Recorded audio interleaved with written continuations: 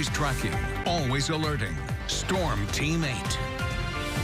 And as we approach the middle of this week, it looks like Hurricane Beryl is going to be affecting points locally. We should expect to pick up a fair amount of rain as we go through Tuesday night into Wednesday as the remnants of that system look to travel in. There's the current location of Hurricane Beryl, now a tropical storm that is going to be strengthening into a Category 1 as it makes landfall near Corpus Christi as we move through the overnight hours into Monday. And you can see the path of that storm as it travels through the nation's midsection, becoming a tropical depression, and it looks like that'll continue to curve up to the northeast, traveling through Illinois into Indiana and southern parts of the state of Michigan. And there's the path as far as the rainfall is concerned.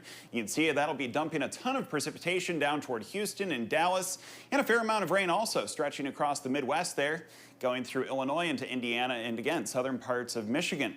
Here's what that looks like locally. We could see as much as about 1 to 2 inches of rain widespread, and then as you approach the Indiana state line, there could be some much greater totals. Again, there is still a little bit of a question as far as how far north or how far south this system is going to be traveling, but again, there is the potential, at least as we move into the middle of this week, for some hefty amounts of rain, especially as you move closer toward the Indiana state line.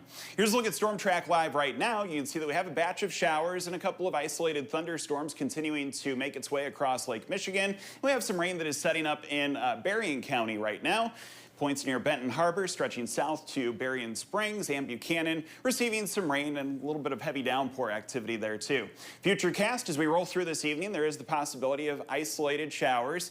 And as we get into tomorrow, we'll still wake up to some more rain out there, especially as you go north of I-96, approaching Muskegon, Fremont, and Greenville. There, as we go through the day tomorrow, the possibility of scattered showers and storms on the radar, and we'll continue to hold on to a chance into Tuesday before it looks like that next round of rain moves in as we get into Tuesday night and Wednesday, associated with the remnants of Hurricane Beryl.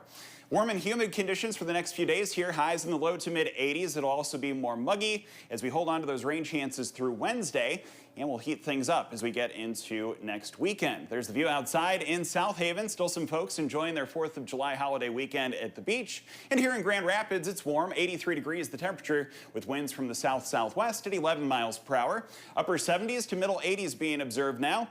And our dew points, again, those are in the upper 50s to mid 60s. It will become more humid as we go through this week, especially as we approach the middle and later portions of this week, in the mid 60s to near 70. Let's check out the 8-day forecast then. You can see that we have rain chances coming our way along with some thunderstorms. Wednesday appears to be the biggest chance as far as those heavy amounts of precipitation are concerned.